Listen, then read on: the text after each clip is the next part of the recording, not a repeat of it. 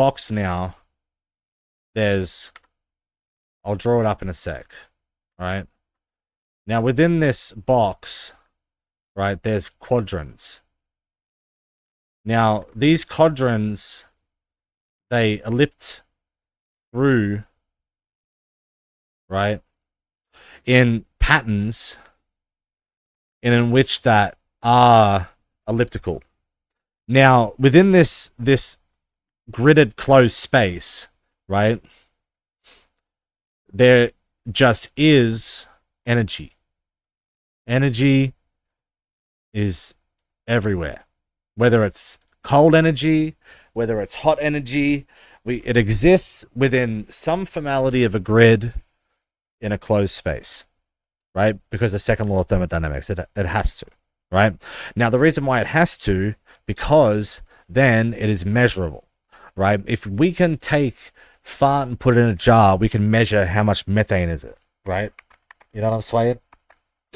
Like, and within that concept, right, if we have particles appearing in positive and negative states throughout a system, right, that relate to each other by some form of entanglement based on mass, based on gravitational pull, right, what would happen, for example, to these events if there was a black hole so large, right, so large that that one black hole slowed time so great that that number doesn't exist in our dimensional scale, right? So, all right, we can accommodate to distance and mass and assume based on photos generated by a period of years that by a sensor mass, by velocity contributed to Hawking radiation, that within this instance that we can assume that through time elapse based on this distance through scale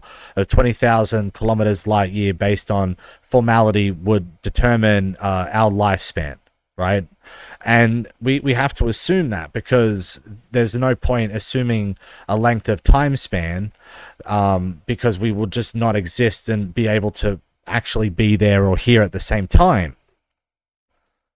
right? But a particle can.